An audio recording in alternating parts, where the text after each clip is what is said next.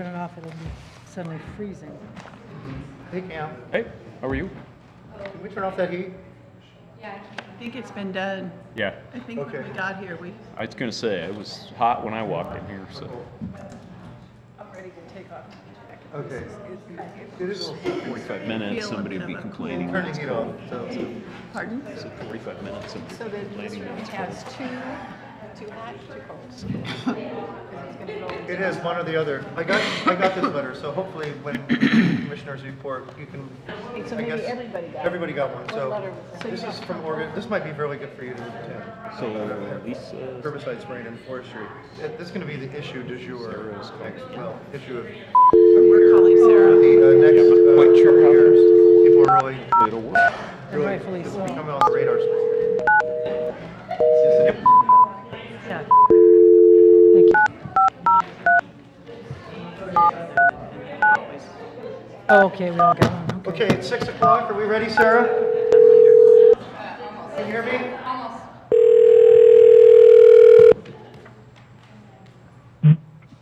Hello? Hello? Sarah, can you hear us? Yes. Great. Okay, welcome. We're going to go ahead and start the meeting. The Board of Commissioners is the governing body of Clatsop County, all county service districts for which this body so acts, and as the Clatsop County Local Contractor Review Board is now meeting in regular session. Please join me for the flag salute. I pledge allegiance to the flag of the United States of America, to the republic for which it stands, one nation, under God, indivisible, with liberty and justice for all. May I have the roll call, please? Commissioner Neverkirk? Sarah? Oh, I'm sorry, it's cutting out. Can you hear? Can you hear us now very well? No, it's cutting out. Well, Sarah's here. Commissioner I'm here. Thompson is excused. Commissioner Lee? Here. Commissioner Sullivan? Here. Commissioner Thompson? Here. All right. Commissioner Thompson has asked that we pull the minutes of on the consent calendar, item 6B, for on the amended agenda. So I would look for a motion to approve the amended agenda as presented with item from the consent calendar 6B move to item 7B. So move. Need a second, Commissioner? Oh, second. We have a motion, a second, to move the item 6B from consent calendar to business agenda. All those in favor? Aye. Aye. Aye. Sarah, are you coming in up there?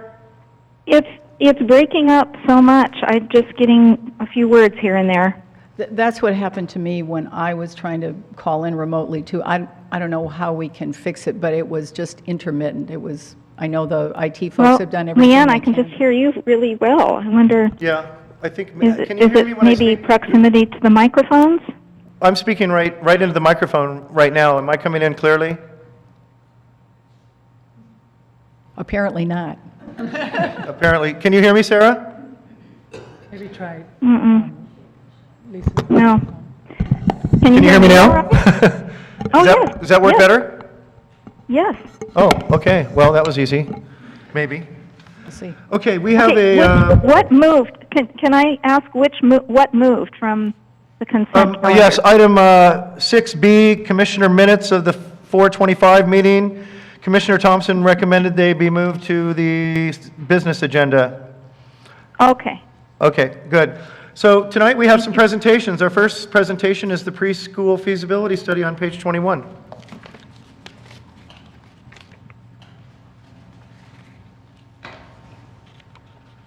So we're having that before the harm reduction Yeah, project? I see that the harm reduction, Sarah, is page 1, but for some reason, page 21, the preschool feasibility study came up first.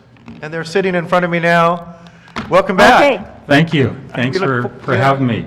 You bet, thank you. We look forward to your report. Commissioner Neverkirk, can you hear me okay? This is Dan Gaffney. Yes, I can. Great. Thank you. Okay, we know this mic is working then. I brought with me a couple of administrators that I felt you would like to hear from. Kate Gore, the principal at Astor Elementary here in the Astoria School District, and Mark Jeffries, the superintendent from Warrenton Hammond School District.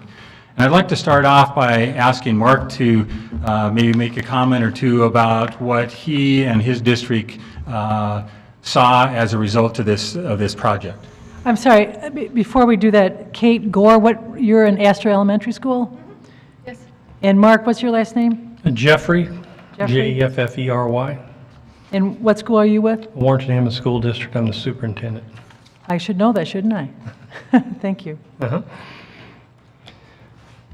Okay, well, Dan asked me to come and speak, and we have been involved in this process from the beginning. And one of the things that I think came as a surprise for us was the data that came out of this project. We would never have had the ability to have access to the level of data that the Sorensen folks brought forward. We reviewed it with our administrative staff 2 weeks ago, and we're just beginning to mine out what's there. It's been a real benefit for us. As you may or may not know, we opened a preschool about 5 years ago. I think it was my second year in the district, and one of the challenges that we faced was it had to be fee-based because we didn't have the funding to take that out of the general fund. And while we have filled it every year since we opened it, we run about 40 kids, 2 classes of 20. There's a 3-year-old and a 4-year-old class. What is challenging is we can't reach the kids whose parents can't afford to be there.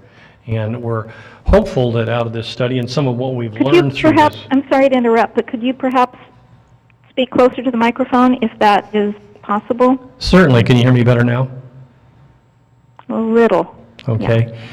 As I was saying, we opened our preschool about 5 years ago, and one of the challenges was that because we're fee-based, we couldn't reach the kids that whose parents couldn't afford. And one of the things that this process, while it's not the answer to all of our questions, it has opened some interesting conversations about how we can build preschools that can provide not only space for students whose families may be challenged by the cost, but also provide potentially transportation, which is another limiting factor that a lot of families have.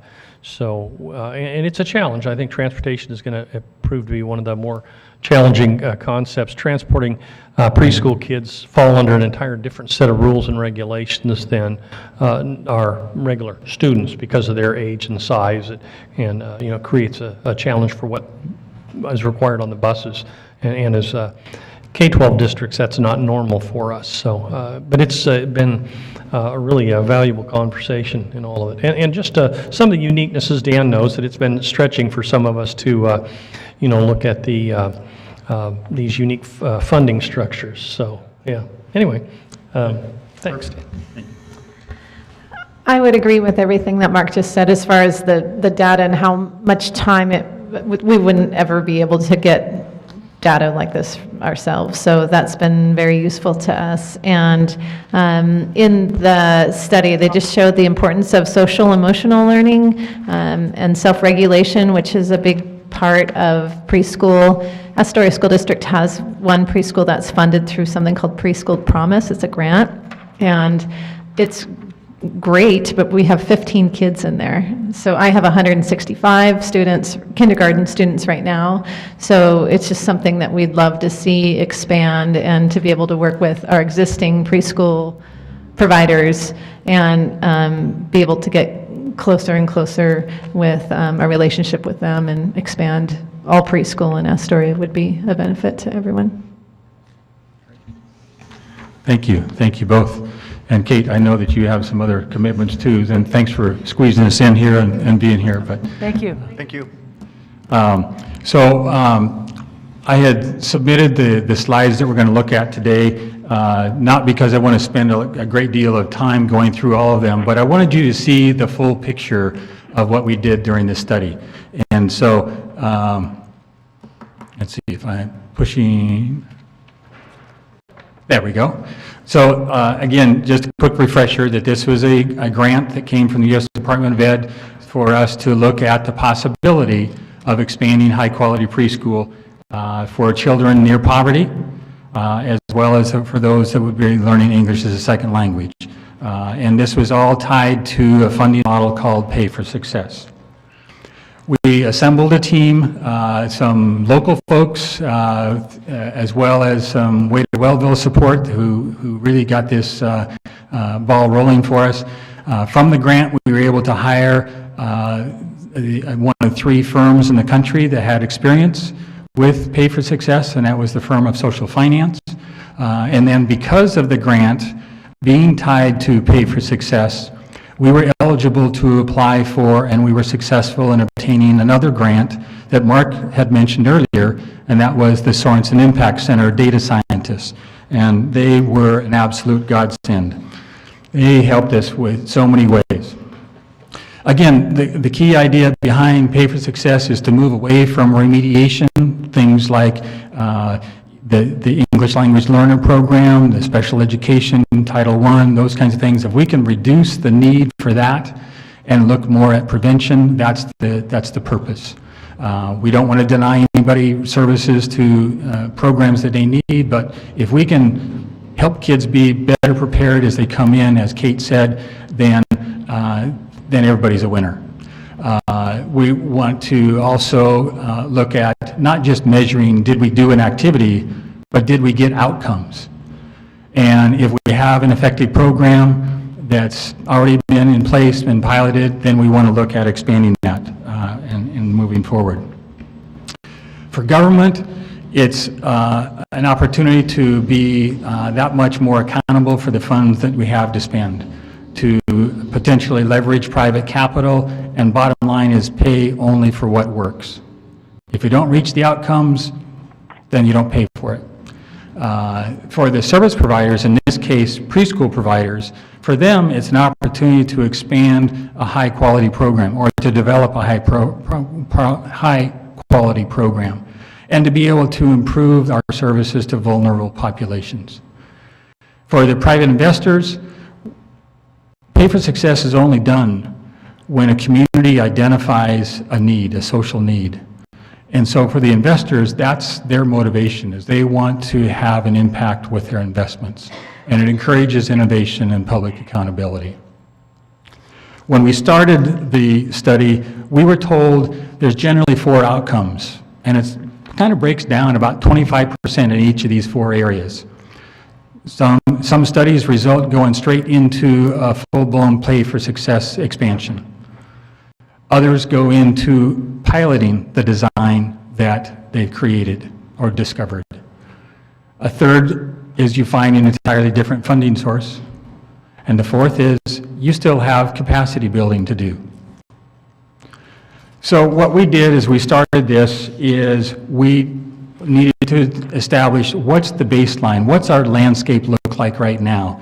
And so we looked very seriously at the fiscal value as well as the social value, trying to determine what's our baseline costs for the remedial programs, and what's the baseline for some of those social needs that that Kate mentioned, the social emotional development.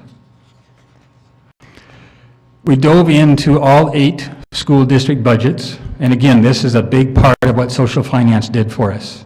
They've got researchers that do phenomenal work.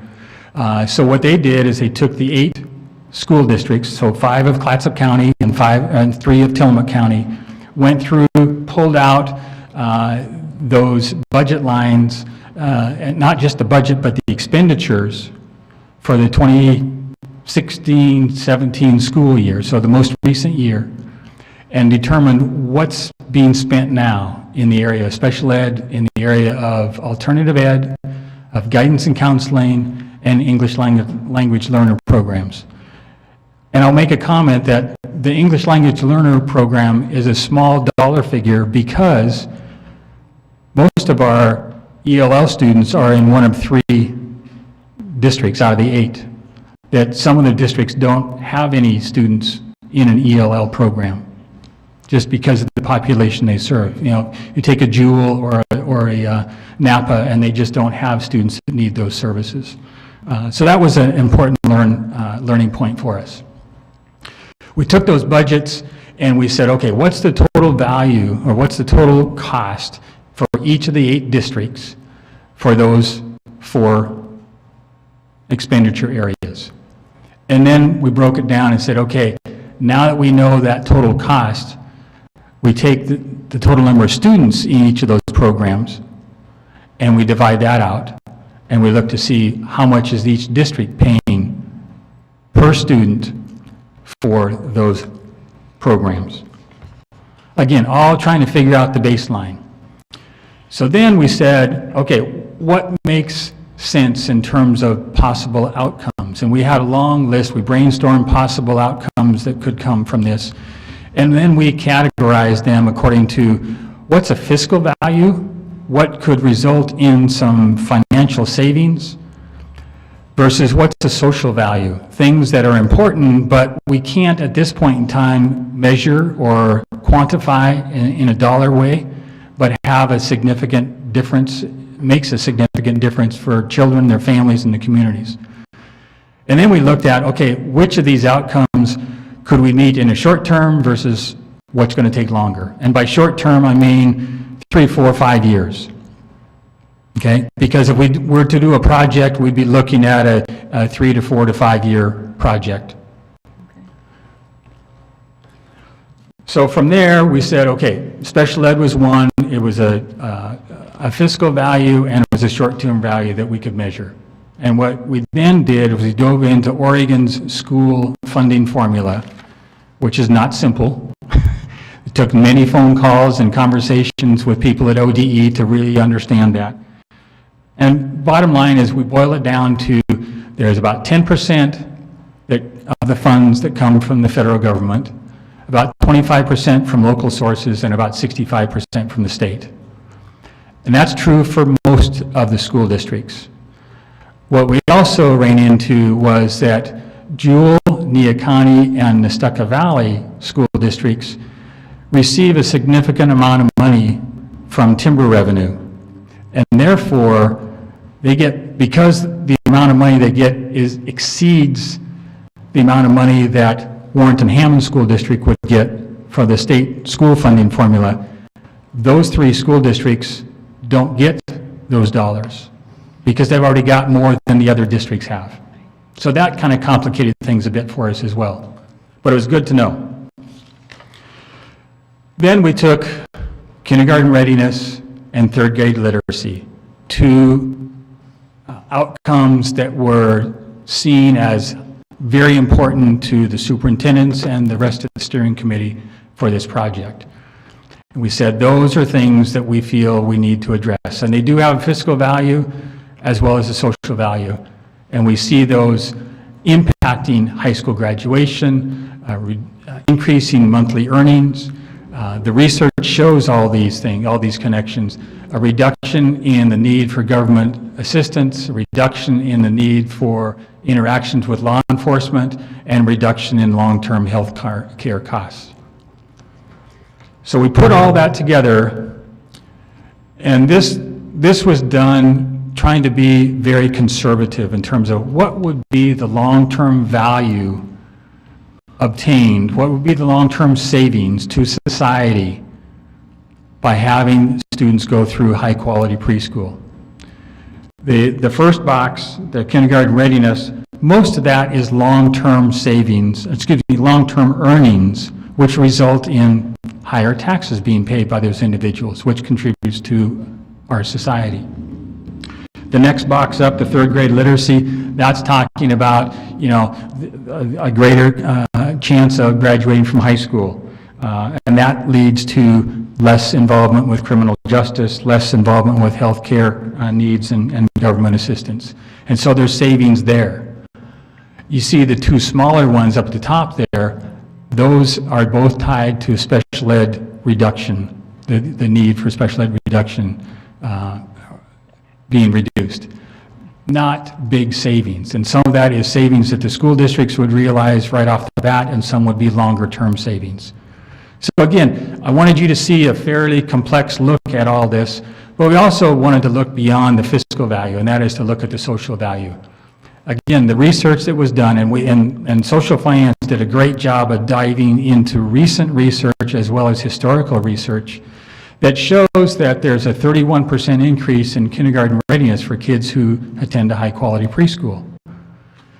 24% increase in third grade literacy, 14% increase in the chances of high school graduation, 24% decrease in special education services, not to mention other opportunities to improve. At the same time, we're interacting with the preschool providers of both Clatsop and Tillamook County. We did a survey, actually did a couple of different surveys. We had face-to-face meetings, we had visitations, and we brought them together for gathering as much information as we can about current situation.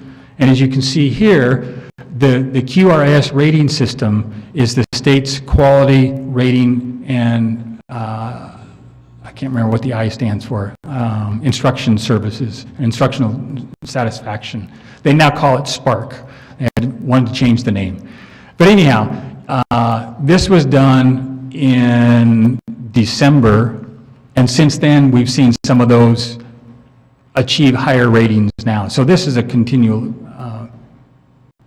changing piece. But I wanted you to see a variety of quality ratings, a variety in education of value, and then we also worked on determining capacity as a preschool and childcare provider, as well as how many preschool slots they could have. And then we also found others that we didn't have the data on initially, but were interested in knowing. So we got about 20 current preschool providers, which represents about 70% of those in the 2 counties involved in this study, because they're a critical piece to it. With the Sorensen Impact Center, we were able to obtain confidential information from the school districts, from the Department of Ed, from the ESD, and they could then take these pieces of data from different silos and put them together in an anonymous way, and then anonymize that so the rest of us could look at the data. So this is what Mark was talking about before, and Kate mentioned as well, and that is that this collection of data, we had to go through research reviews, make sure that they knew that we were legit and how we're going to deal with it, and that Sorensen had the capacity to deal with and the experience of dealing with confidential information.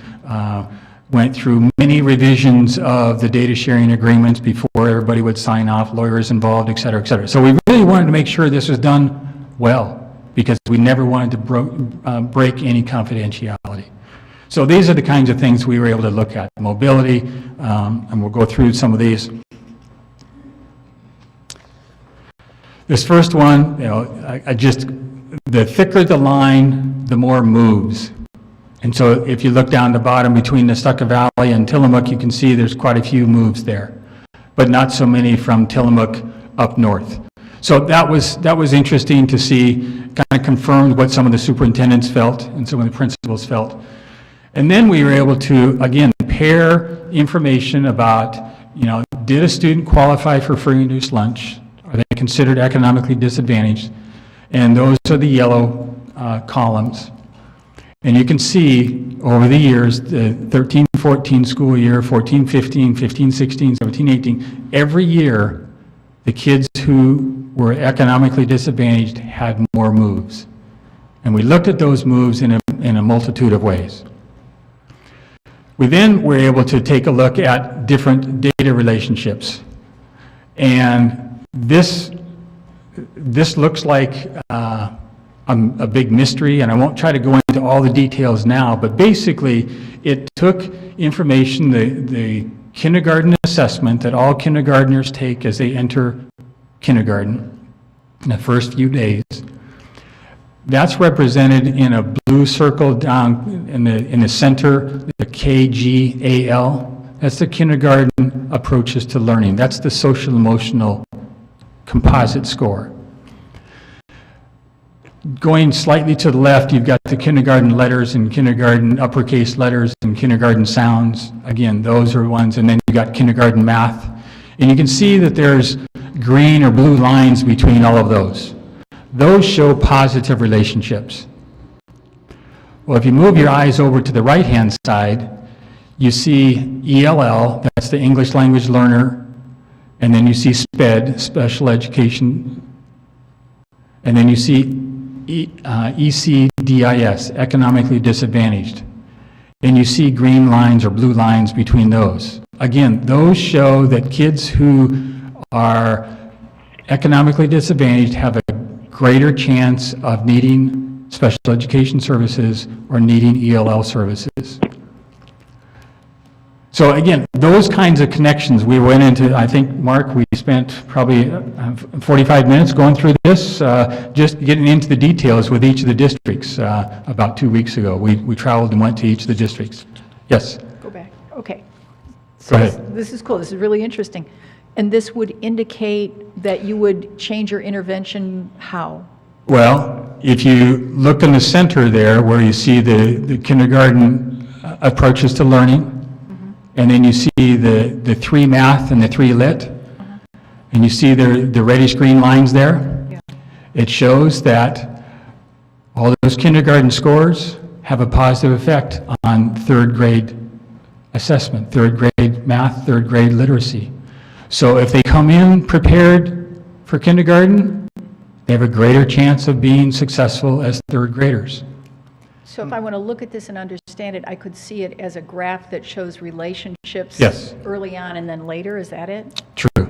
Okay. And again, we also have to say that this is based upon the data we received, and we didn't get all the data we would have liked, you know. So some of the relationships maybe are not as strong as they could be, but it was certainly more than we ever had before.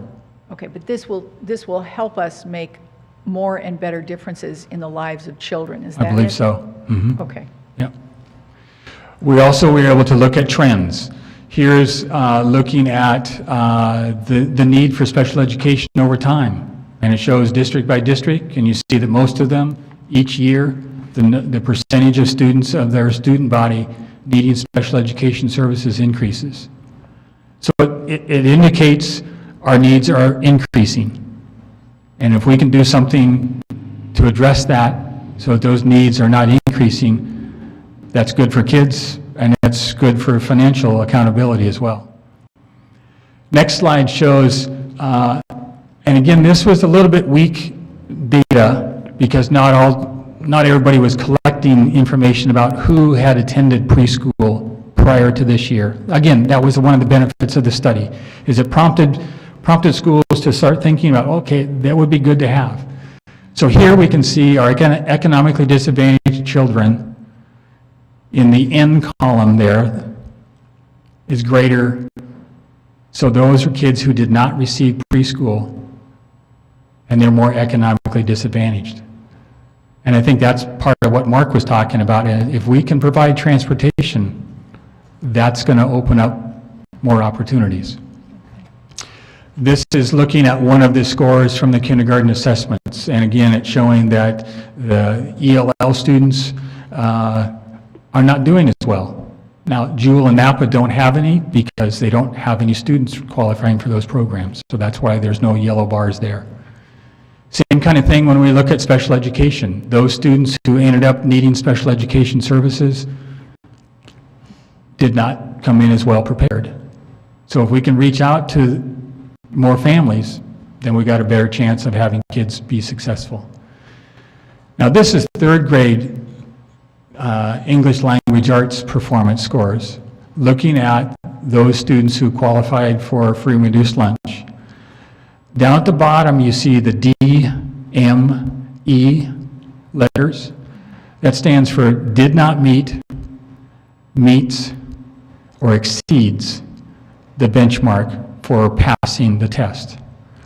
And you notice that the yellow columns in all of the districts are taller in the D section, meaning those economically disadvantaged children had a much higher percentage of them not meeting the standards. Again, if we can get them better prepared, we believe we can narrow that achievement gap by narrowing the opportunity gap. Same kind of thing when we look at the performance of ELL students. So as we're taking a look at all this data, we're also saying, okay, what's the ideal program? And we had some great conversations, had in the same room preschool providers, kindergarten teachers, school administrators, looking at current research, the characteristics of those programs that have been successful, as well as taking a look at what do we have in place right now in our counties, as well as what do we see as the need as kids come into kindergarten. And this is actually a prioritized list of what they said were the characteristics that they most wanted to see. You notice number one is social and emotional development. And that was the backbone of the program that we designed. You notice down towards the bottom is transportation, but that still is a critical piece that they all said has to be there. We then went through and we said, okay, what's it going to cost? We got our gold standard preschool designed. So what's it going to cost us? And we took a look at all these features. And then we said, okay, we need to know what's it going to cost to do a pilot versus what's it going to cost to do a large scaled up project. And the three districts that are listed there under pilot, those are districts out of the 8, they were the 3 that spoke up and said, we really want to do a pilot. Either the district or preschool providers within their attendance areas were the ones who said, we're ready, we want to do this. When we get into, and if we were to do a pilot, we would be looking at doing probably a 3-year pilot. So we have a chance to really get good data, see what is working. If we need to make some tweaks, then we'll do some tweaking, and then we'd be ready to go out and seek larger dollars to do a full expansion. So this chart now shows the first column is what you already saw before, and that's the value. What do we get by doing this? What do we project in being conservative figures? The middle column is what would it cost to do a pilot the way we designed it. And you see there is a slight difference, not as much as we would like, but there is a savings. But then when you get to expanding it to those 900 kids, as opposed to the 300 kids, or the 180 kids, excuse me. When you expand from 180 kids in the pilot to 900, your costs drop. And that's what we're after in the long run. So our conclusions were that there is a positive return for the investment, but we also see that those savings are spread far beyond school districts. They're spread into different public entities, both state and federal. But what we need to do is we need to look at how can we proceed? How can we find ways to improve the outcomes for kids, for schools, and the community? And that's what led us to looking towards this pilot. As I've mentioned before, the evidence of doing a pilot is important when we get ready to seek further funding. Oops, excuse me. Go back. It strengthens the connections. Kate was talking about that in terms of things that we were doing prior to the study in our P3 alignments really have been shored up by this, because we brought those preschool providers in for multiple meetings and honored them and really got information from them. We've done the research to know what are good evidence-based practices. By the pilot, we'd have our own local data that we can say this works or this doesn't work. And we'd also have the coaching for the preschool providers that they desperately want. Coaching in terms of how to do this better. They don't have that, quote, luxury. They don't have that kind of professional development right now. And then as we get those kinds of results that we believe we would, then that increases the chances for funding. If I could just say, when I did this program work back in the 70s, the providers were concerned because they had to pay extra to cover the costs of staffing while they were gone. Did you find that an issue too, or? Well, we said we want the gold standard, and so we're covering those costs with the funding of this. Okay. It's still an issue, but you covered it. In our proposal, we do, yes. Good, Yeah. because I think that's essential. It is, yeah. I mean, we're also looking at taking the pay of a preschool teacher and bringing it up commensurate to that of a kindergarten teacher in their attendance area. So essentially doubling their pay. How does Because, okay, I mean, understand the need. that's what we feel is needed. If you want quality, If you want to be able to retain people, you got to pay them a living wage. Yeah. So we could go on and on about that one, but anyhow. So again, we've got some promising things that we've come across. We know that the Early Learning Division and the governor are developing plans for the 2019 legislature, and we've been a part of those conversations. If they get added money, we want to be in a position to be able to access those funds as well. We know in the federal budget that was passed, the 2-year budget, there's money in there specifically for pay for success projects. I don't know if we would be in a position to access those within the 2 years because we'd be doing a pilot, but it's still an indication of interest on a grander, much larger scale. And we've had a couple of opportunities to address Oregon's Early Learning Council. I'm a part of a statewide early learning group right now that's working on policy changes to improve, to better align preschool and K-12 schools regulations. Mark mentioned the challenges of transportation. We want kids safe, but if we can find a better way to align things, then that helps us be that much more efficient. We've had great conversations with our ESD and the Early Learning Hub, Lower Columbia Hispanic Council, and our local DHS folks. Everybody sees that this has great promise. The challenge is how do we come up with those funds? We've also had a really exciting connection with the Children's Institute, and they're the state's largest nonprofit advocate for children. They had been focused primarily in the Portland I-5 corridor. I met one of their representatives back in February, and she immediately said, we want to come out and see what's going on. And so they came out in March, and today we put together another schedule for them to come out in early June, because they want to spend time seeing what's going on so they can advocate for the kids in rural settings as well. And then I also had a conversation, one-on-one conversation with a gentleman who was involved in organizing the financing for the country's first Pay for Success preschool expansion in Salt Lake County, as well as one that's going on currently in Chicago.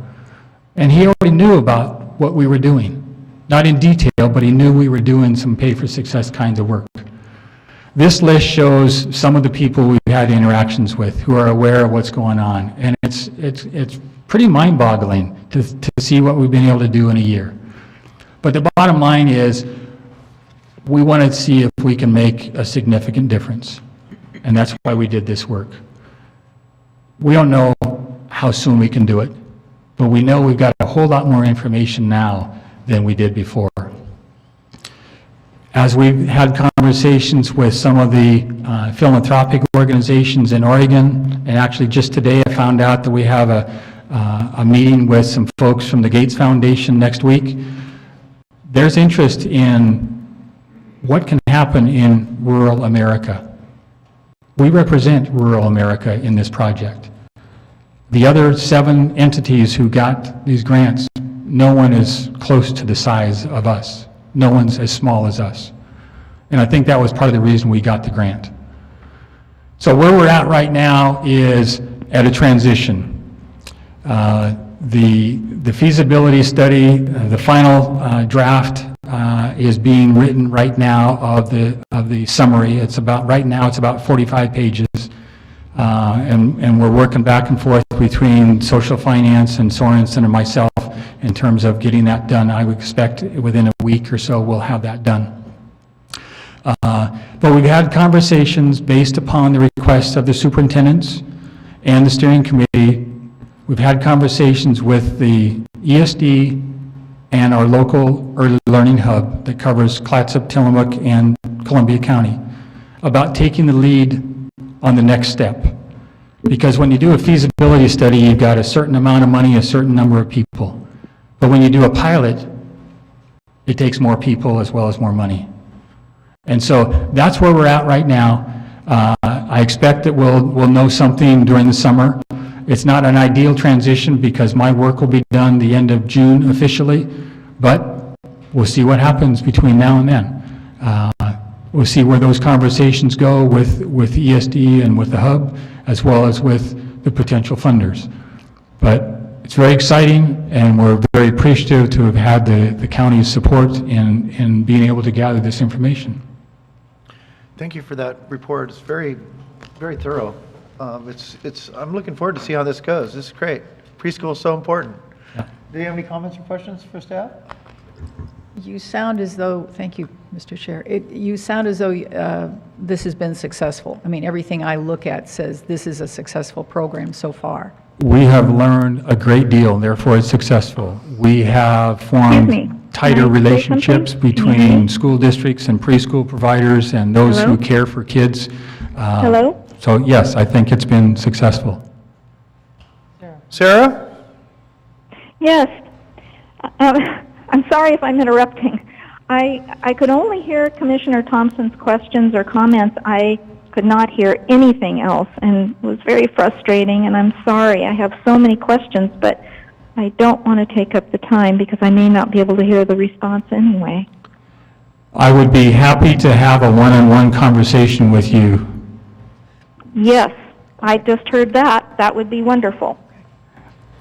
We can be in contact with each other, okay? Okay, thank you. Absolutely. Any other comments there?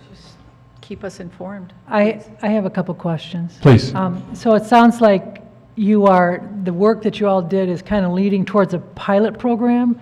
Do you have funding lined up at this point, or? No, those are some of the conversations we're having. We have a grant application into My Memorial Trust at this point in time. We've had meetings with My Memorial and Oregon Community Foundation, which was very exciting because they were in the room at the same time and they said, we're going to be talking with some of our other philanthropic organizations and see what we might be able to do collectively. Sure. Was there any linking at all with daycare? I know preschool and daycare are two different things, but there is a dire need for childcare in this county. People are losing jobs because they don't have daycare for their children or childcare for their children. Right. We primarily focused on the preschool, but when we talked about transportation, we put in there that we would like to see if after-school care is needed or before-school care is needed, if it's not on the same site as the preschool, we'd like to see that transportation provided to an appropriate after-school care or before-school care site. I would imagine in this county, transportation is going to be very, very important. Well, when you look at that column, you see it's also expensive. So yeah, it's absolutely important, and we got to find a way. And I just wondered, with the special ed is mentioned a lot in what you were studying. The increase in special ed, is that an increase also because of the increase of population? That there's always going to be a percentage of any population that will have special ed needs? I would agree with you. There will always be a percentage that needs special education services.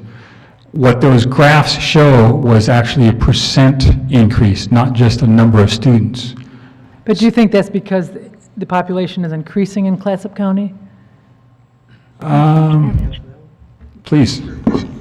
I can address this anecdotally, I guess, and that is that we have seen, and in my discussions with the other superintendents, we have seen an increase in our districts disproportional to increases in enrollment in special education. Not only the numbers of students, but the numbers of students coming in with multiple impacting conditions and often the severity of those impacts. So, yeah, I think it's an increasing number, and a lot of it, one of the more significant areas are those areas in the social-emotional, with social-emotional impacts. So it's something that we've mentioned throughout here is that's, I think, the primary issue, and probably the recency of that impact is what maybe moved that up the list. So, yeah. Do you think there's a correlation between those social readiness, any correlation with the increase of parents that are suffering with drug addiction and also the phenomenal rise of autism across the United States. Is there a correlation there? I don't have the data to support that, but again, anecdotally, I can say we certainly see that on our level, yes. I personally know in different states, people that have special needs children that probably wouldn't be getting the care that they are getting without the American Disability Act and the funds coming from the federal government. And even at that level, they are not getting the transportation that they need to have their needs met. So this is going to be a big challenge. It is, yeah, and like you said, it's nationally and certainly statewide, but we definitely see it. And in the smaller districts, it creates a greater challenge because there's a disproportionate cost to the district, so. Well, I think we've known that preschool would be a good idea for many, many years. So if we can find a way, I do have some concern when we as a society move away from doing the public good for just because that's the right thing to do and move it into the profit motivation sphere of things. I think that's concerning for me. And me as well. And I would make one comment that I think might make you feel a little bit better. Just during the year that we've been doing the Pay for Success study, I've learned of modified Pay for Success agreements. One being referred to as the evergreen model, where an investor puts in a significant amount of money to get the project started, and then the savings don't return to the investor. So basically it's a philanthropic donation, but the savings of that continues to keep the project going in the following years. So that's why they've referred to it as an evergreen, because they've invested, but there's no profits going back to anybody. So that was one of the things that I learned in one of the meetings I went to, is that this continues to change dramatically, and that almost every single Pay for Success project has a different kind of contract. They're very complex and really has to address the needs and the wants and the abilities, the resources of those involved in that contract. So if you don't like it, then you don't sign the contract. And so it's amazing. It's creative. It's outside the box. So thank you again. Very much appreciate it. Thank you. Thank you. All right, now we're moving on to our next presentation, which is the Harm Reduction Project. Good evening. I have a question. Please, Sarah. Yes, so at the very end, I could hear Dan, I could hear Commissioner Sullivan, I can hear the chair, but there's something, I don't know if it's the proximity, I'm not there, to the microphone, but I hope that there's some way to remedy this. I would really like to hear this next presentation. Yeah, obviously, we're going to kind of, I see Cam already figuring out, we're going to take a look at this, Sarah. I'm really sorry this is going this way, so. Okay. Okay. Thanks for sticking in there for us. Yeah. Okay. Hello, good evening. Mike McNichol, Clatsop County Public Health. So I'm just going to try to be brief here, but I wanted to give the board an update on our harm reduction program as this year. Do I just push the button like that? No, like this. Yeah, like that. So just give you some statistics, what we've done so far, some of the next steps, and then open it up for you to have any questions if you have any. As you recall, we started this program in October last year. One of our partners has been Jordan's Hope for Recovery. Carrie Strickland has been a great partner. As we provide the syringe exchange, she provides the training and the kits, the naloxone kits, for everyone who attends and wishes to have that training.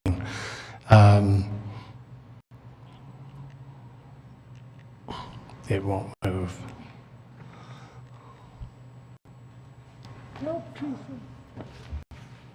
There, oh, There we go. whoa, there it is. So as you can see here, it's a photo of our team up at the top. It's Sherry Salber, she's right over here, Sarah Mitchell, and Carrie Strickland. That's our location right behind Safeway on 32nd Street. We put out the 2 signs, we take our vans, and we stand out there and we do our work. You can see the table that they're standing next to. And then Carrie Strickland with the other square, that's a bag that she hands out to everyone who attends, has some food, water, and a lot of resource information. So if those folks want a referral to get into recovery, they can. So it's been a great partnership. We do social media releases every week to remind folks where we're at. And right now we have 3 locations. Astoria still behind on Safeway at Road 32nd Street. As you'll recall, we also have we work with Providence Seaside Hospital. We have an MOU with them to allow us to be actually in their grounds on their road that's right next to the emergency department. You can't miss it. You have to drive right past us on the way to the emergency department to get those things. And then we actually work with the Fred Myers program. Fred Myers in Warrenton allows us to be on their grounds. So that's our 3rd location, and it's becoming a very popular one. So that's our 3 locations right now. We do have our outreach efforts in the print media. I've worked with Jack Heffernan, giving them the statistics and updates. I've spent some time with KMNUN Radio, doing interviews and talking to them about the program at least 3 times this year. And then that link there, if you wish to click on it, actually goes to a story that KGW came all the way down here to do last year about the program on TV. So the funding programs as they stand, as you recall, we received a $50,000 donation from the Friends of Columbia County Health. We've actually kept that money pretty much untouched. That's our goal, is to see if we can maintain it as long as possible. So in replace of that, we actually receive money from the state through the PDO, which means Prescription Drug Overdose Program. And we have a 2-year grant. Each year is $95,000 to pay for staffing. And we can't buy materials or supplies with that money, but we can pay for the staff to do the work. Mm-hmm. Where does that, the PDO, prescription drug, where's that money come from? That's coming from Oregon Health Authority. Oh, that's passed through from Oregon Health? Yeah, so they're getting it passed through the CDC to the OHA to us. So this past year I applied for and was awarded a $17,500 grant from Columbia Pacific CCO. We needed a new van. The green van wasn't big enough for the amount of stuff we have to carry around, and we needed a new van because the other one wasn't working right. So we got the exact amount for the van we have. It's parked out there. It's the white one if you look out on your way out tonight. And then starting on July 1st, we're going to have a grant with Multnomah County that's going to provide us $60,000 to maintain the program as well. So we do have a nice little amount to work with, so at this point. So here's the actual data we've been collecting. As you can see, we've had 192 total encounters. So that means there's been 192 people who've come to us and done a needle exchange. Some of those are returning. You can see the number of new participants, some are returning. The reason why it doesn't quite add up is that, the same returning folks, we call them messengers. So the messengers are coming and they may be collecting for 5, 6, 7 people. We don't know exactly how many. So they bring in giant quantities of needles up to 1,000. And so it's a one-to-one exchange. So we give them one for each and then they're distributed amongst their network. So our network, this number doesn't actually show the true nature of the beast. It's hard to get our hands around actually how many people we're impacting due to, well, let's just be honest. The truth of whether or not we're getting the number of people they're exchanging for is kind of hard to get to. So, I mean, there's some truth, yes? How do you process the needles? How do you know that they brought 1,000 in?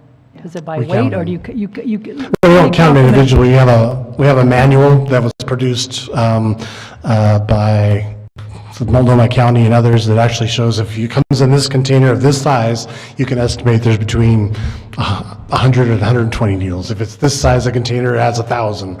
And so it has every kind of shape of container you can imagine. It gives an approximate estimate of the number of needles, so that's how we do it. We don't open the containers, hand count them, it's too dangerous. So we just make sure that whatever that manual says, based on the volume of that container, that's what we give back. Is that the needles without the syringes? No, usually the ones we get, you mean, or the ones we Yeah, give out? yeah. The ones we get are ones without, the needles are still sticking out, so it's both the syringe and the needle. Okay. Yeah.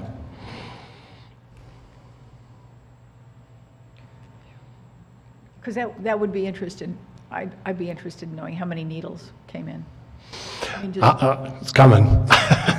So we also, when somebody comes to our syringe exchange event, we have a survey form, and we ask a bunch of demographic questions. We actually ask their age, and you can see there, it's not the real young. The age is 31 to 40 is the majority. We've had folks as old as ages 82 who are heroin addicts come and exchange needles. So it's a variety of folks. And so you can see the age differential there. Don't know why I'm having such a hard time making this move. Oh, you do it? Okay. So, and you can see here another interesting thing, that the majority of the people that we see are actually insured.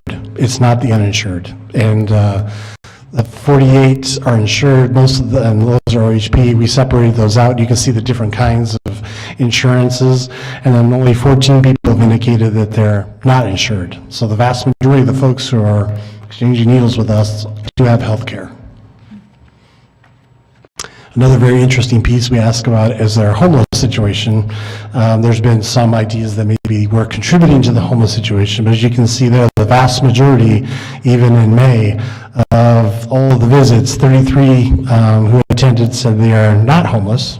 Only 7 noted they were homeless, and that's an interesting statistic showing that the vast majority of the people we talk to that's not the homeless population. In fact, most of the folks we see drive up in a car, get out of the car, exchange the needles, get back in the car, and drive away. And most of them are actually functional heroin addicts. They're dressed to go to work. So it's not who we think it is. And so it's been a kind of a learning process for me and my team about who actually is the population we're serving.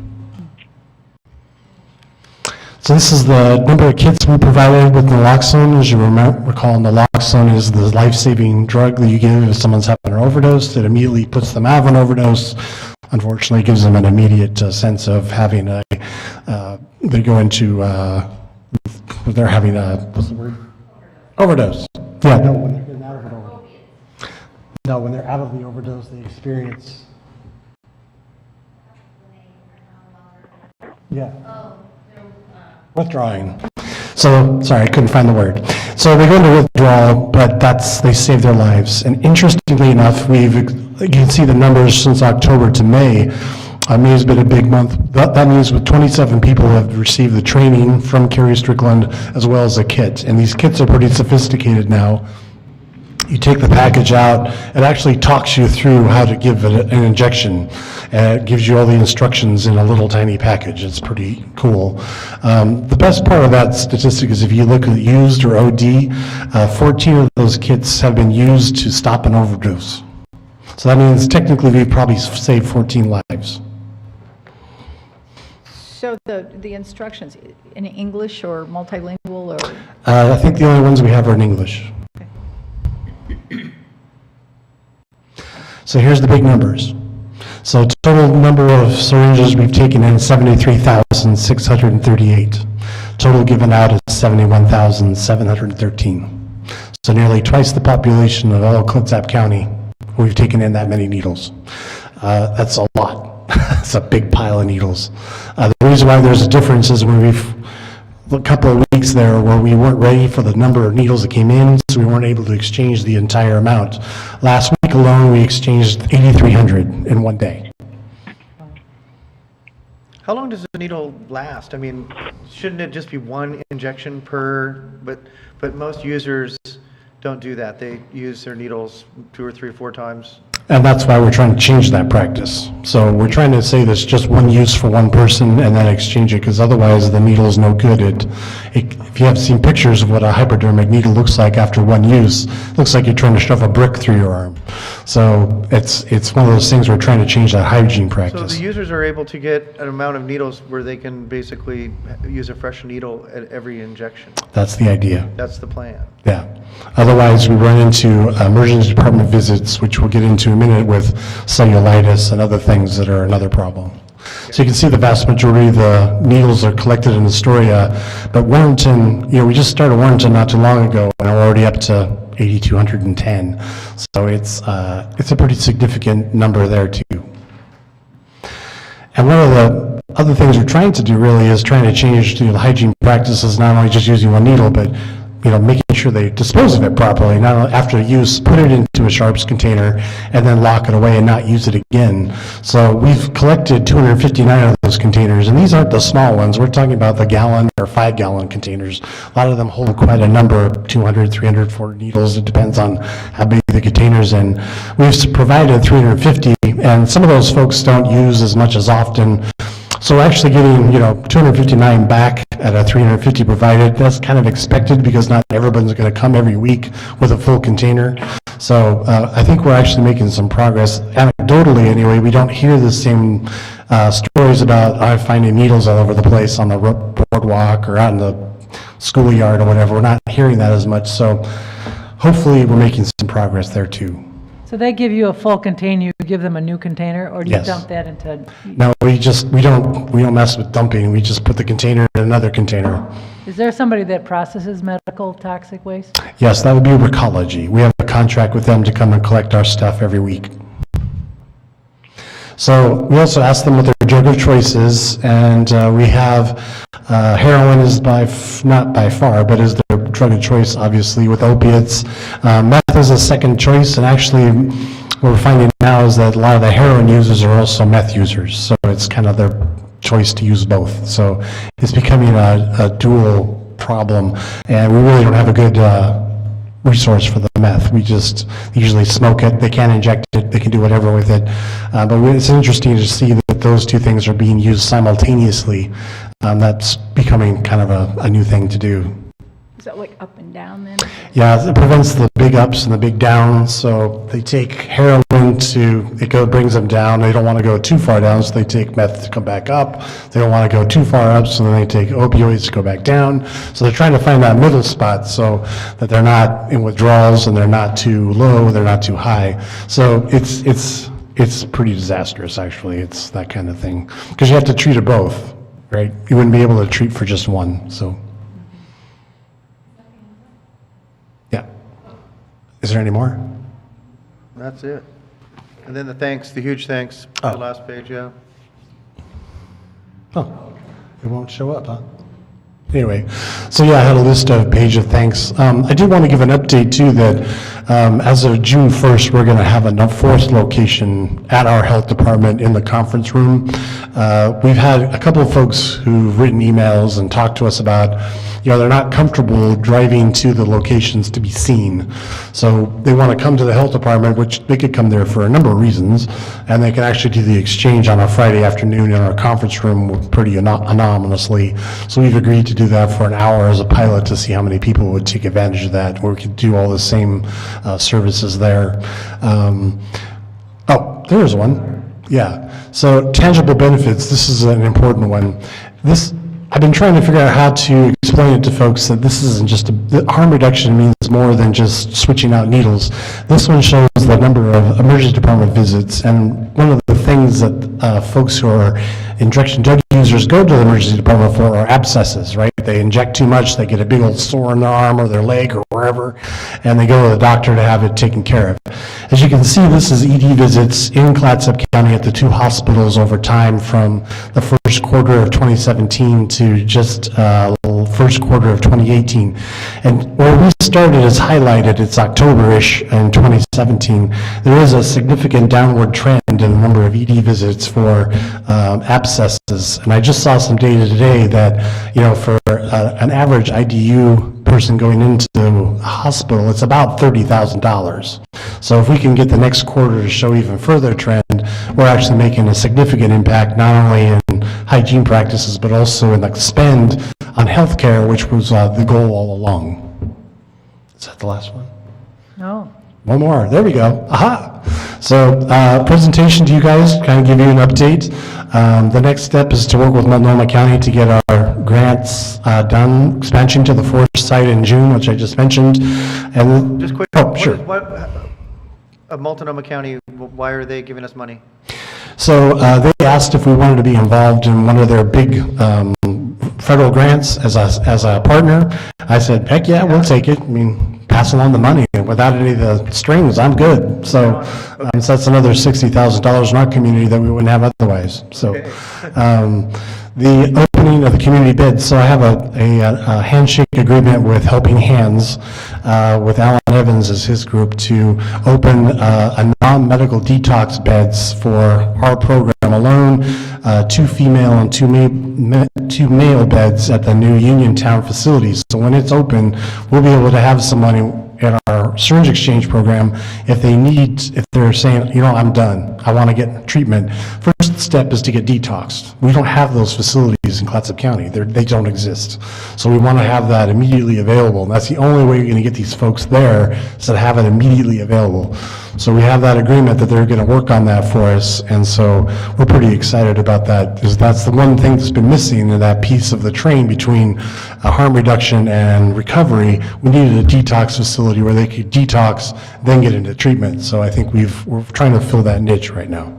How do you distinguish between non-medical detox and medical detox? So non-medical detox is things for like methamphetamines and opioids, because with opioids, usually when you withdrawal, it's not as severe as when an alcoholic detoxes. So it's miserable but not like life-threatening. Exactly. And alcohol and some other things like benzos, they are actually medical detox. You can't do that without medical personnel in a medical facility. You just can't, because it's too dangerous for the patient. But methamphetamine and opioids are different. We can actually do that with non-medical. And while we don't have detox, we don't have enough treatment either at this point, correct? That's true. I can only do one thing at a time, though. Mike, thank you for this report. Oh, we have one last final page. Yeah, this is just our thank you list. As you can see, we have a number of folks to thank, so I'll entertain any questions you might have. I have a question that's not quite related to this, but I know that you had an opportunity to go see Gabor Mate, is that? Actually, it turns out I did not. I did not get to go. Oh, man. But one of my staff members, Aaron Jones, did, and he said he was fantastic. Yeah. So, and she's actually going to incorporate some of that stuff into our work, so I'm pretty excited to see what she can do. That's great. Thank you. Yeah, be sure and let us know about that. Sure. I mean, amazing. Okay. Sarah, did you have any questions for Mike? I have several, but I could hear almost nothing. Oh. And I don't know if ask the questions if I could hear the answers. Okay, thank you, Sarah. Thank you. Okay, thank you. Good work, Mike. Now we're moving on to business from the public. I see we have no business from the public today. And then we'll look for a motion to approve the amended consent calendar. Mr. Chair, I'd move to approve the amended consent calendar. Second. We have a motion and a second. Thank you, Sarah, to approve the consent calendar. All those in favor? Aye. Aye. Aye. Opposed? Motion carries unanimously. Thank you. Now we're going to move on to our business agenda. Our first item is part of our amended agenda, and this is the opioid litigation. I got the email, I read the email this morning, and I was like, well, this is interesting, and County Counsel Heather Reynolds is going to explain for us what's going on here. Thank you. Firstly, Commissioner Nebaker, can you hear me? I can hear you well. Oh, good. Okay. First, I apologize for the late insertion of this into your agenda.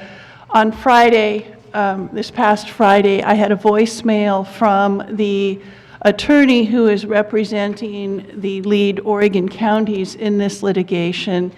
And the litigation has been consolidated from Oregon into the federal district court in Ohio, along with, I believe, every other jurisdiction in the country that has filed on opioid against the pharmaceutical companies.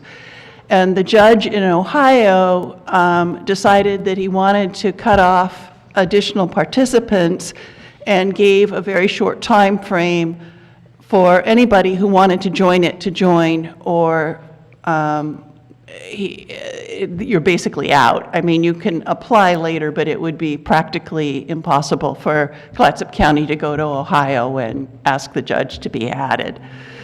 So that's the reason for putting this on the agenda so quickly. This was discussed informally last September. I think, and some of you may have also talked about it a bit at AOC in November, but the lead counties, which are Clackamas, Multnomah, and Washington, fielded, joining this opioid litigation that's going on nationwide.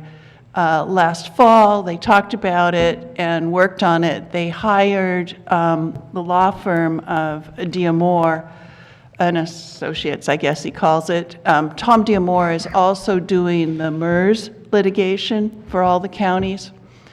And Diamore agreed to take this on a very unusual contingency basis. His fee agreement, which if you go forward, you would be asked to sign and approve tonight, is he gets 25% of whatever recovery is received, and that law firm covers all costs. So there's no out-of-pocket costs to the county, and if anything is received, the law firm gets 25% of it. That was what was negotiated with the other counties and what would be the same as any other county that signs on would receive. The main attorney handling this, Michael Rose, tells me that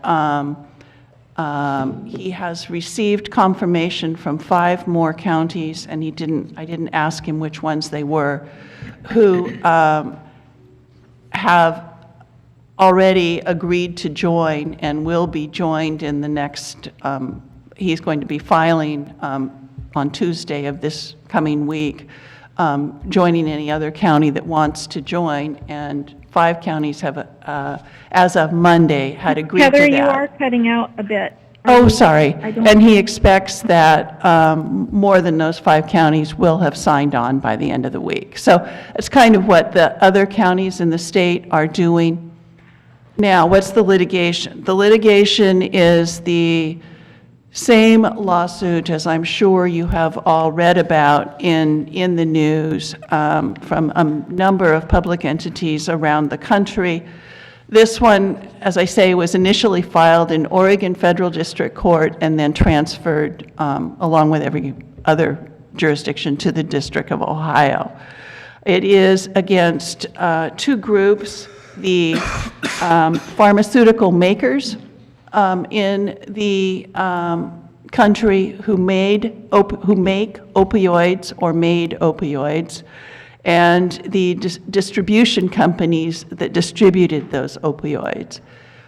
And the allegations are that the makers of the pharmaceuticals knew that they were harmful and created false advertising campaigns with false data to convince people of their safety in the hope of making a lot of money from people becoming addicted.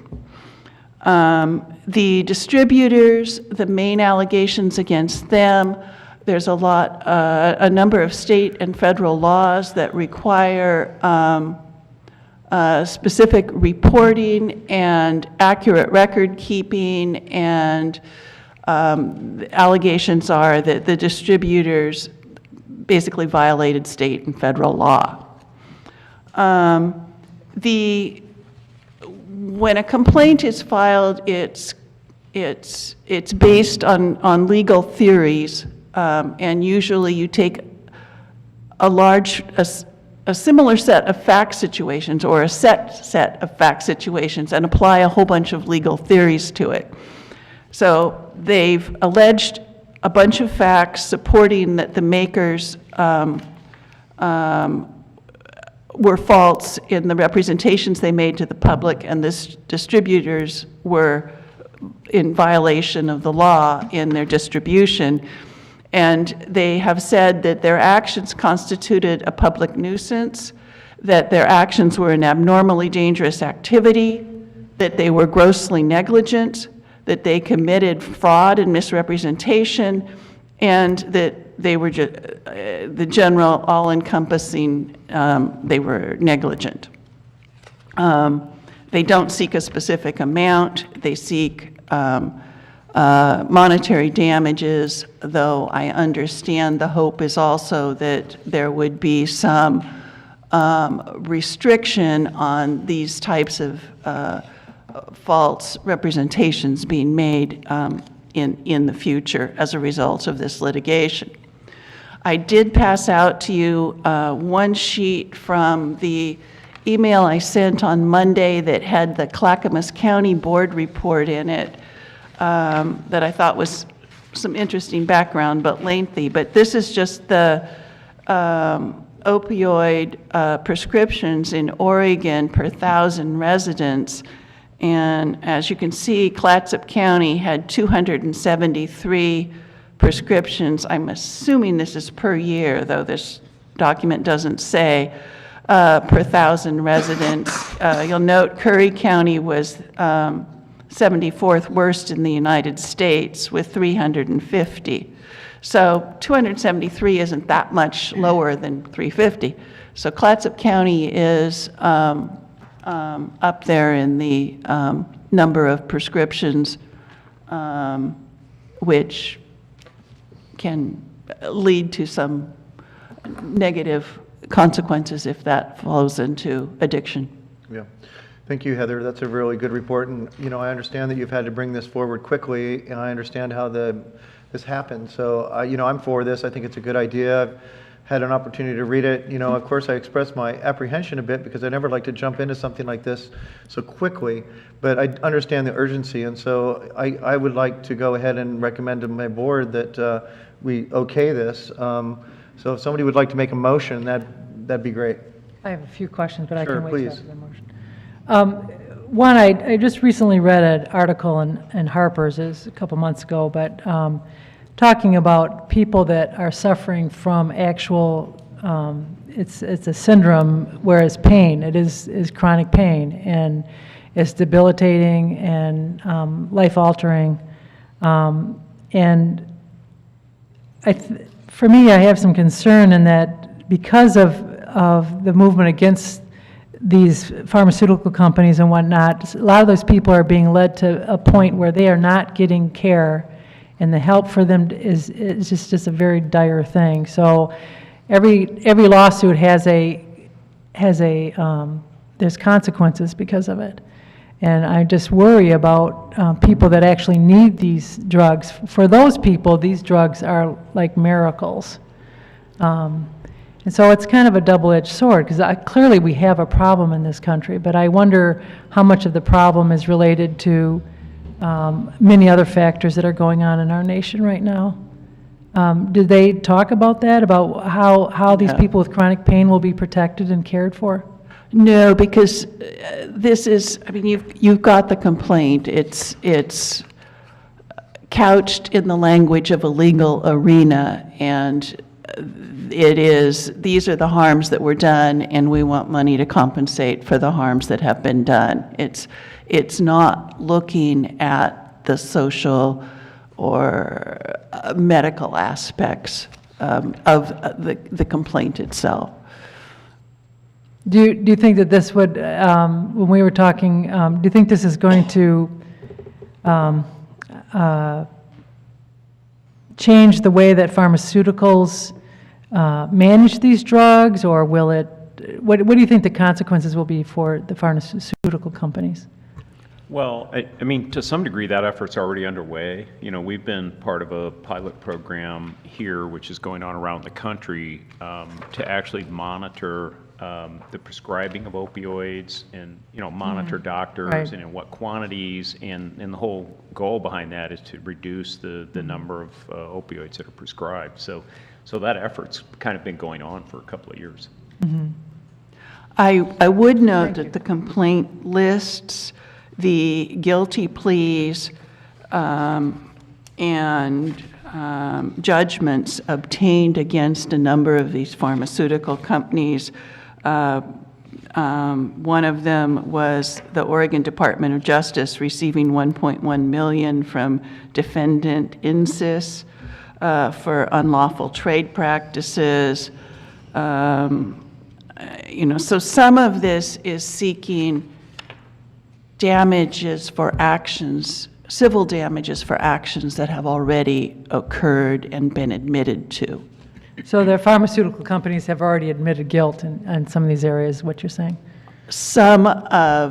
Yes, some of the pharmaceutical companies have admitted guilt to some of the actions alleged. As our county council, what's your recommendation for this? I don't, you know, the contingency agreement is such that there's no cost to the county in participating. So I don't see a negative from a legal perspective. Obviously, there are other considerations for you as elected officials from both a policy standpoint and a statement of what you believe, you know, the actions of the county should be from a political standpoint. But from a legal standpoint, since there's no money out of hands and would be very little involvement on the part of the county other than providing some documentation, I don't see a legal negative. I have a question, if I may. Go ahead, Sarah.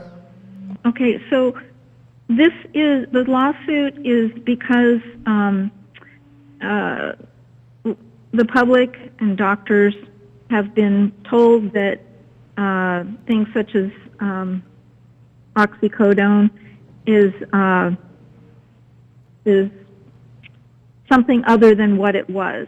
It was just opioids repackaged.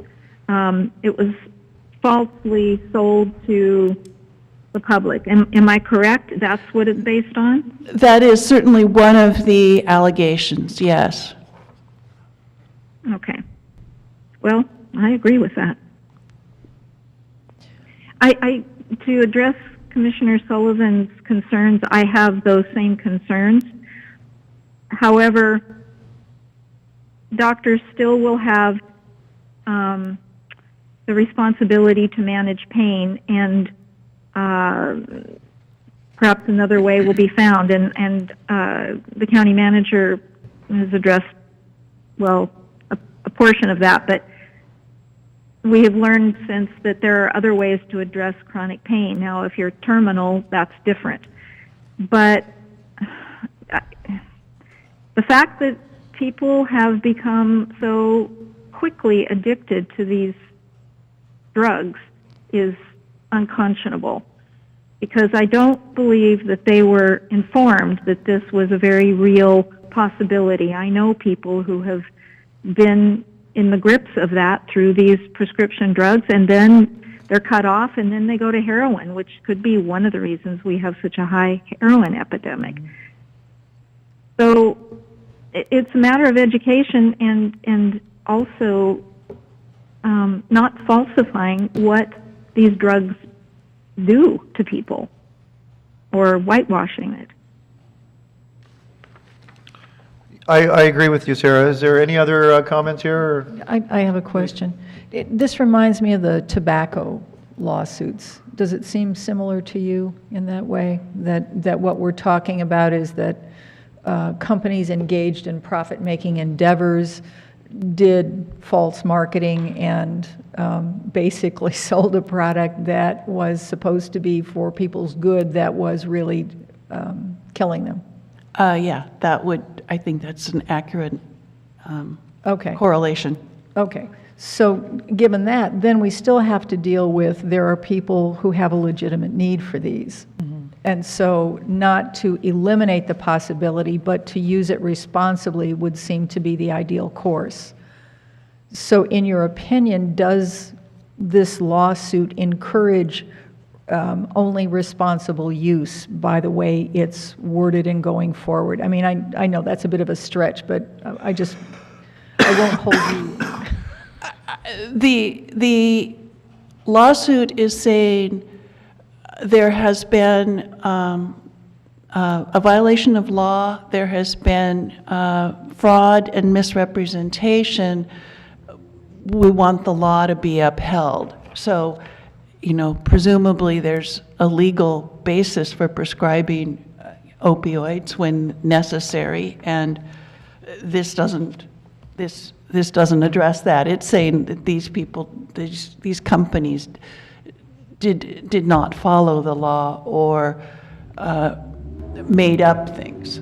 So this is punishment for abuse, basically? It's punishment for past action, yes. Past, okay. Not punishment, it's seeking remedies, because this is a civil case. They've already, a number of them have already had criminal, but it's seeking damages for what has been done by the past actions. Okay. And given that 75% of something to pay for remedies is better than 100% of nothing to pay for situations that really are in need of remediation, makes sense to me. Great. Is there any more questions? Does somebody want to make a motion? I don't know what that motion's going to look like. I don't have a copy of it. I don't Whoever either. would like to make that motion? I don't have a copy either. Yeah. Oh. I'll make it if you like. Yeah. Commissioner? Thank you. I move that the board approve the budget, no, that's budget adjustments. That's budget adjustments. Let's try something else. That's another matter. Let's try again. Sorry about that. Oh, here's the motion, next page. I move to authorize participation in litigation against all pharmaceutical companies that manufactured and distributed opioids and approve the contingency fee agreement with the D'Amore law firm. Second. Okay. Motion and second. And to approve we have a motion and second to authorize participation in litigation against all pharmaceutical companies that manufactured and distributed opioids and approve the contingency fee agreement with D'Amore law firm. Seeing no further deliberations, all those in favor? Aye. Aye. Aye. Opposed? Motion carries unanimously. Thank you. I really kind of on the fence with this. I wish I had more time to think about it and to look at it. Yeah, I do too. I understand your concern. Are you have a yes or no vote? I guess I would like to abstain. But I just, my reason is I haven't had enough time to study it. So. Okay, the motion carries 3 to 1 abstention. Okay, finally, tonight on our business agenda, we have Commissioner Thompson requested that item 6B be moved on to the business agenda for review of the minutes. Commissioner Thompson, did you have some concerns with the minutes? I did, Mr. Chair. We had, I got to tell you, reading these minutes were very difficult for me. I have the point of view that everybody comes here to do the best job that they're able to do, and I think that it's always better to take the high road. And as nearly as I can tell, part of taking the high road is talking about when we're not on the high road. And the way that meeting ended, the statements read into the record by you about me, and then Commissioner Sullivan's being gavelled down when she attempted to speak. I think the fact that these minutes don't include mention that the chair adjourned the meeting without Commissioner Sullivan being allowed to speak when she was attempting to speak is a significant omission, and I think it should be included in the minutes. I think that we have a lot to talk about going forward about this meeting, but this is my particular concern, that by the omission of the chair's gaveling down Commissioner Sullivan when she was attempting to speak, I think that should be included in these minutes. I didn't gavel anybody. I didn't pick up the gavel. I adjourned the meeting.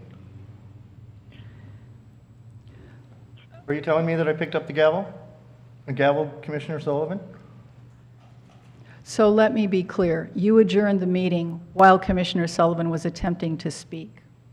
So I think the minutes should include the fact that you did not allow Commissioner Sullivan to speak when she wanted to speak and adjourned the meeting in spite of her stated desire to speak. She started talking and I didn't know what she was saying and I adjourned the meeting. I didn't gavel her down. I think, if I may speak, I think that particular meeting was unfortunately very tense. I think that considering what we were dealing with, we probably did the best we could. I accepted Chair Lee's apology for not giving my county, my commissioner notes, and so I appreciate that you noticed that every detail wasn't in there,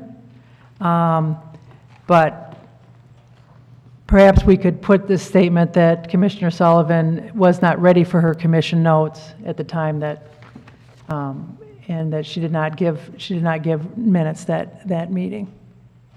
I can see in the commissioner's reports here that I did ask you for your report, but it's not in here. And because I wasn't ready at the time that it was asked me. Exactly, and then it was not intentional what I did at the end of the meeting.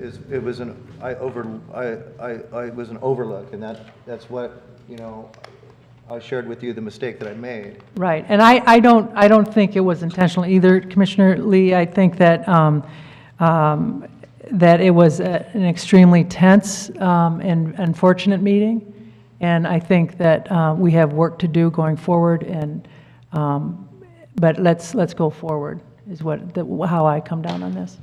Would you like to make a motion to accept the minutes of the June Could I just speak further? 25th meeting? Mr. Chair, one of the reasons I bring this up is that several community members have come to me and said that the record of our meeting and the end of the meeting has been played on public radio stations. And so it's gone out over the airways. And so if we, as a commission, want to agree to go forward, certainly we can do that. But I think it's important to take notice that we're a public body representing the public. And so they have an interest in what we do, and they are paying attention. So I like that we are bringing this matter up and discussing it again. And you were the commissioner involved. You're content.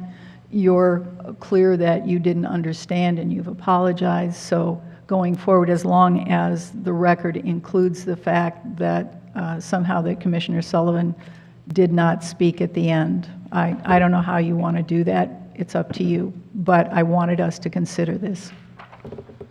Well, I think that I think the solution here is that I will sit down with the clerk, and we'll review these minutes. A motion to approve the amended minutes with Commissioner Sullivan passing on her report. Maybe we'll just take a motion. Let's wait on this. I want to, can we table these minutes until the next you meeting? can delay this And until I'll your work next with meeting.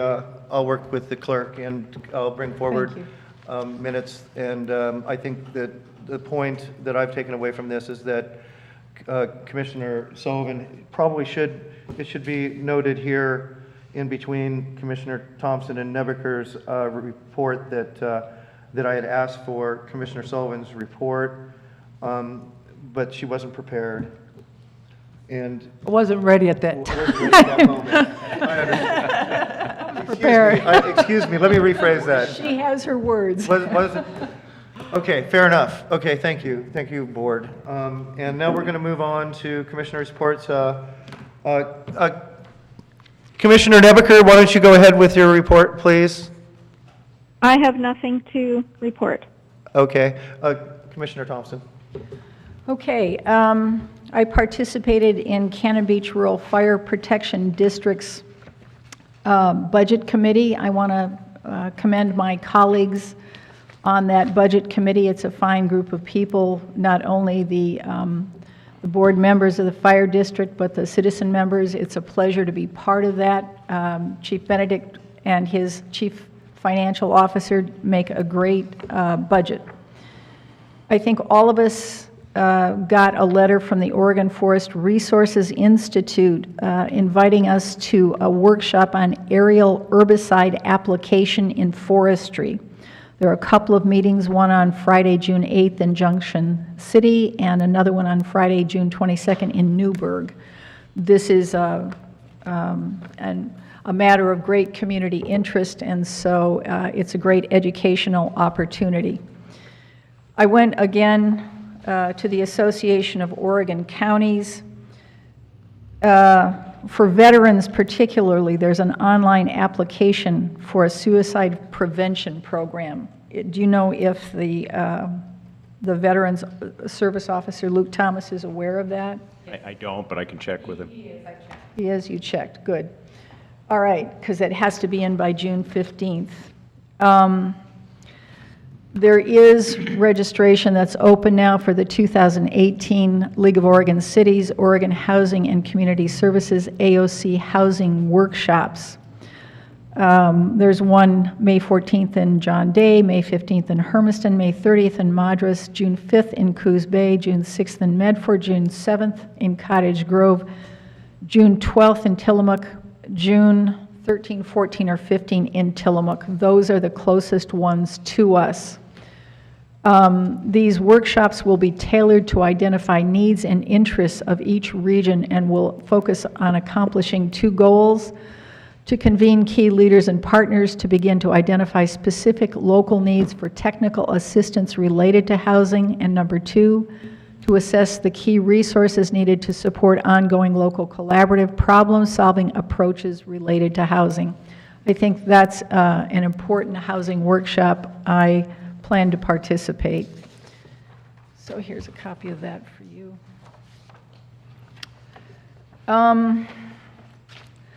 There is,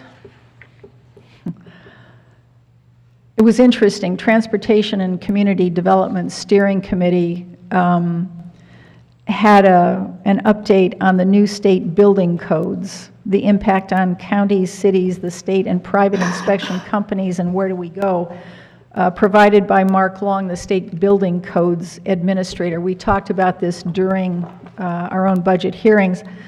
It was very interesting because he echoed Sheriff Bergen, Mark Long did. He said he can delegate authority but not responsibility. What he said he was looking to do was to create certainty and assurance that any building permit that is issued is valid. Since that meeting on Monday, May 14th, I understand that the state building codes has decided that they can wait until next July 1st to start holding cities and counties and local jurisdictions more accountable for their building codes program in a way that the Department of Justice has specified, so that's good news. Yeah, and sorry to interrupt, but we did just receive that guidance Thursday or Friday last week, that they rescinded the guidance that they put out, whatever, 6 weeks ago. And so, yes, we were already in compliance, but it's going to be very helpful to places like Warrenton and some of the other small towns in the county. So that's an important piece of community development business. There is, in fact, an interim committee, a joint interim committee on carbon reduction. The co-chairs are Senator Courtney and House Speaker Kotek, and there's a whole list of members. This becomes important because carbon reduction may have a significant impact on gas taxes, forestry industry, a whole bunch of issues related to economic development and the future of environmentalism in Oregon. So that's a heads up on that one is coming. We spent quite a bit of time talking about in the governance committee, which is at 8 o'clock in the morning in Salem for those hardcore fans who like to get in on this, talking about the home rule counties and the impact of home rule on the way Oregon elections laws and other laws work. The home rule counties, in case you want to know: Umatilla, Washington, Multnomah, Lane, Jackson, Josephine, Hood River, Clatsop, and Deschutes counties. So we've been talking a lot about the effect of our home rule charter and what it means. So I'm looking forward to learning more about that. These are, I don't know if Heather wants one, but handouts. They had slick handouts, and so I picked some up and brought them back about Oregon Housing and Community Services strategic goals, because this is the primary housing department at the state. So this is for your reference. I also went to the Community Action Team's meeting on Monday. Clatsop Community Action has a report. Mike McNichol isn't here anymore, but when they hand out community resources, I wonder what they hand out. So I have a couple of copies of the community report.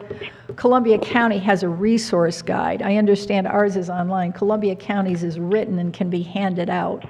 So I think for financial reasons, we decided to go to paperless, but some other places use that.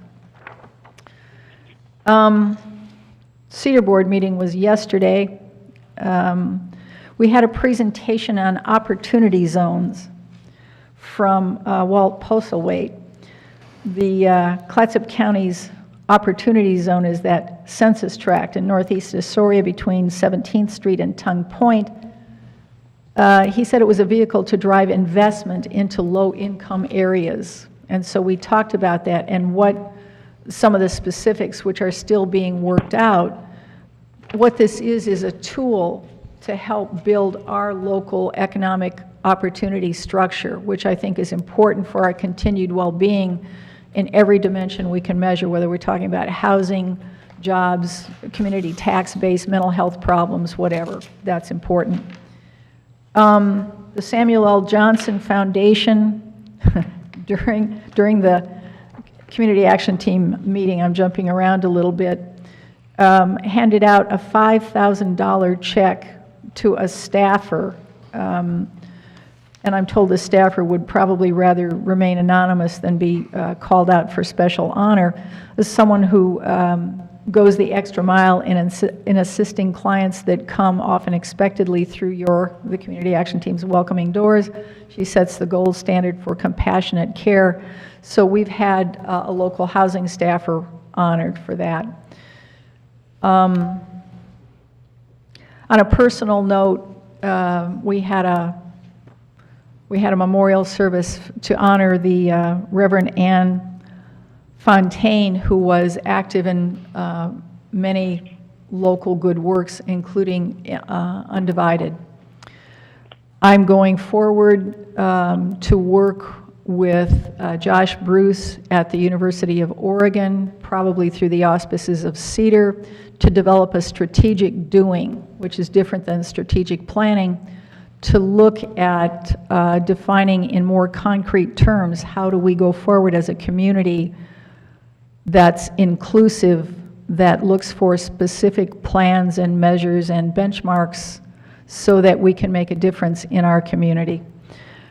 We also have a meeting of the Arch Cape Falcon Cove Beach Community Club Safety Committee.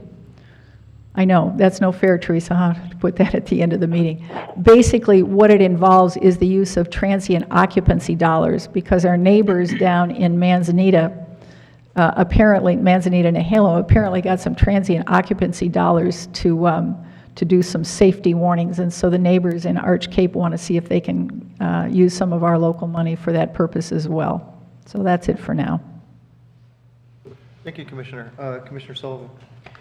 Before I do my report, I wanted to say, I don't know if this is okay or not, but Teresa, I think part of the reason that I abstained from the question about joining the lawsuit is that I'm just wondering, I'm worried about unintended consequences. And I know people that are in chronic pain, and that article that I read was so convincing for me. A few months ago, I would have been totally on board with this lawsuit, but that article really gave me pause. And so for me, the deadline didn't give me enough time to really puzzle it out. So I didn't feel comfortable with saying yes or no. So I just wanted to explain that. The comments that I'm going to make tonight, I'll just start. So, thank you. And I want to acknowledge last week's primary election and congratulate Mark Cuela for winning the race for District 1 and Leanne Thompson for winning the race for District 5. We don't yet know who will be the commissioner from District 3. It is worth pointing out, however, that new commissioners will not be seated until January. So we have more than 7 months for this board and staff to work together and achieve what we are able. During the remainder of the year, I propose that we work together as a board, share the same information, and discuss issues together as a whole board. As elected representatives for our district, this is what we are tasked to do. Having major decisions made without the knowledge and input of all commissioners is not appropriate. It was disappointing at the last meeting when I asked for an executive session to discuss the issues between the county manager and the commission members. This board chose not to have the executive session, so my only option is to share a few of my thoughts in this forum. Personal charges and mistrust need to end. I entered this office committed to do public service. It's time to have all parties meet, evaluate the current situation, and problem solve the most effective way to move forward. As commissioners, we need to think about our roles as elected officials. We are elected to represent the public, and it's imperative that we also work to earn the respect of the public. Allowing disputes, suspicions, and nonsense be the narrative of what this body does is to allow this body to be degraded from its important role of serving the public. Personally, I'm tired of seeing these distractions being generated that harm reputations and perceptions of county government. I still believe we should sit down in an executive session with the county manager so that together we can determine a new and productive way to move forward. And I'm asking that each of us as sitting commissioners to collaborate to the best of our ability and to make sure all 5 commissioners are involved when important decisions are made. Thank you. All right. Couple things. The Northwest Oregon Northwest Oregon Works is our local workforce group, and I've mentioned a couple times in previous meetings that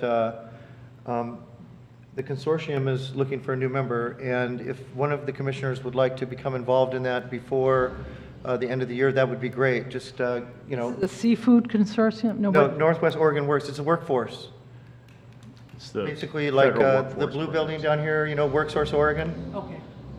And so like where you go looking for a job or, Okay, the you know, unemployment it's, office. we do a lot of, you know, workforce capacity building.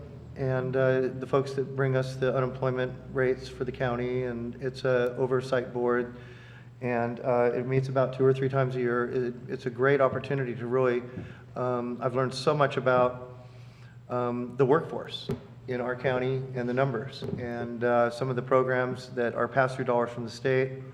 For instance, like one of the things that's been worked on in the last few years is like school shop, trying to get school shops back in, wood shop and stuff like that. So it's a great organization. You can learn more about it by going to Northwest Oregon Works and learning about the consortium. And somebody wants to get on that, definitely give me a call. There's going to be a meeting here, I think in June.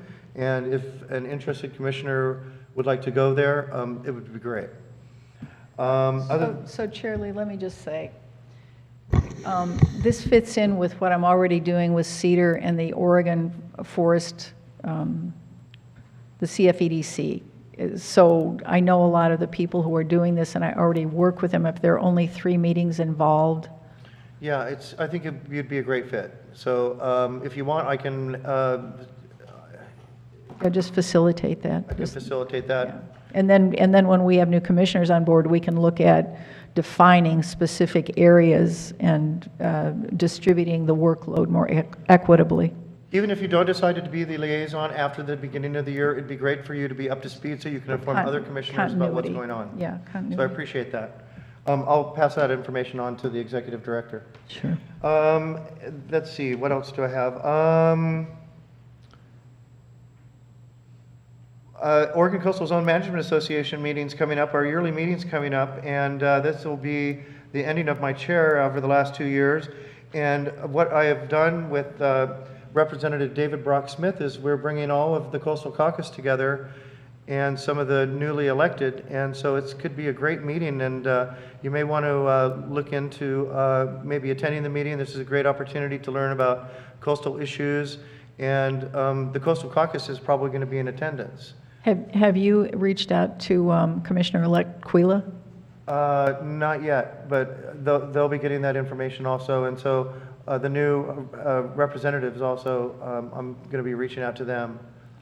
So I appreciate that. I definitely would reach out because this is an area of his interest. What's the date on that? I think it's June. I'm mixing up the date of the Oregon Workforce meeting. I think it's June 22nd. It's a Friday. I can double check my calendar. June's pretty busy. I will forward the email to the board through the clerk. And that's all I have. County Manager Moore. Yeah, just a couple of things, quick updates. And when I say we, really the sheriff's office, but we've had a couple of meetings with them on jail operations for the new jail, trying to get to a budget that we know is sustainable. And so we should be back to you, I think, in your first meeting in June. And, we're looking both at the expense side and what other opportunities there might be for revenue. We may be coming back to you with some ideas on both, just so you're clear what we think that operational budget is going to look like, how it's going to affect the general fund and overall county finances. So I just stay tuned for that, but that should be the first meeting in June. A second thing, just a quick update. As you know, I think it was March, but a while back we went into contract negotiations with AFSCME, which is our largest union, and I think we're making good progress. We're certainly not done yet. Current contract expires at the end of June. I think there's certainly a chance that we could have this contract done before that as well, but we'll see how that goes. And one other issue, which I'm sure you're probably aware of, but the city of Astoria, and again, I wasn't here when this originally happened, but I understand back in 2015, for whatever reason, they opted out of the enterprise zone that was created here in Clatsop County. The county's a part of it, Port's a part of it, City of Warrenton's a part of it. But because of development going on currently and future development potential at Tongue Point, the city of Astoria is now interested in maybe joining the enterprise zone. So we've had a couple meetings with them. It would require redrawing the lines for the enterprise zone, which we're working with them on because the county basically drew all those lines through our GIS system. Once they have something that they're comfortable moving forward with, at some point they will take that to the city council in Astoria. If they approve joining the enterprise zone, it also would require the agreement of those other three entities. So it would require the agreement of the county, the city of Warrenton, and the port. So, we're kind of waiting on the city of Astoria to see where they go with this, but if they do take action on this, this is also something that will be coming to you to say yes or no, whether you'd like them to join or not join the enterprise zone. So, Aren't there several existing enterprise zones in the county as it is? Is there just a single? I thought there was one down by Liberty. well, There's it's different- considered a up by single the enterprise zone, industrial but it covers a bunch of different Okay. pieces of ground. And there are some geographic limitations in terms of how big it can be. So we're looking at all those things with the city. Their primary interest is bringing Tongue Point in, and if you have some idea what's been going on out there in recent months with business development, it's really a very positive thing that's happening for the community, and it does appear that there's significantly more development potential than what's already occurred out there. So that's why they're looking at the enterprise zone, hopefully to be an incentive to spur the companies that are already investing out there to invest more and create more positions. So that's basically That would it. fall under the port's jurisdiction? Tongue Point? It's actually under the city, it's in the city limits right now. In the port, I know Frank's here, but you guys just gave up the property out there at Tongue Point. We have no ownership. Yeah, they have no ownership now at all. It's actually owned by a private company that Okay. I know you guys, Hayek, yeah. The port's out of that now, but again, Hayek and a couple other companies are out there. I've been out there and looked at what they're doing, and it's pretty impressive. And it really meets a need here in the community because what they're doing out there now is basically building and repairing boats, and that's a really important thing in a community like ours. I have a question on the sheriff. The last meeting, they were going to put the information on the website, and I went and checked, and I haven't been able to find the information about the jail. Are they going to have a separate part on there? I looked on the Facebook and I looked on the county page, and I couldn't find where they were going to put all the information about the jail on there. No, we're still working on that. There's two different kinds of information, if you will. Kind of remember the presentation we had at the last meeting. There'll be some type of political group which will do more of the advocacy type stuff, and then on the county website, we'll have all the factual information. But as an example, we don't have a firm final operating budget yet, so we can't put that up there. But the diagrams and the information that we've gotten, I haven't seen that on there either. No, we're working on that, but we want to make sure when we get it up that it's the right information and it presents the information accurately to folks. And there's lots and lots, as you probably recall, there's a lot of different options we looked at for the jail, and so we're trying to go through all that and put it in a chronological order that people that look at it makes sense to. So the meeting that where you're discussing the budget, because Sheriff Bergen had mentioned that there was going to be a meeting last week, that's the meeting you're referring to? Yeah. And it's requiring more than one meeting, is what you're saying? Yeah, the sheriff's staff has been working on it. They've been working with budget and finance and working with my office, and I think we're pretty close now.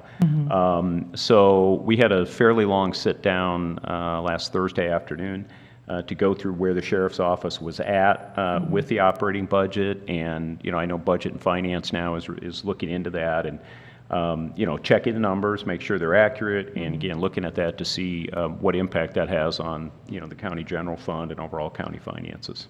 All right. Thank you. Yep. Is that all okay? The meeting's adjourned. Everyone have a great evening. Noah wants this? You still work with those people, Noah, the Northwest? Yeah, Oregon Housing and Community Services, I've worked with them a lot. They're an awesome organization. We get some, they help us with grants.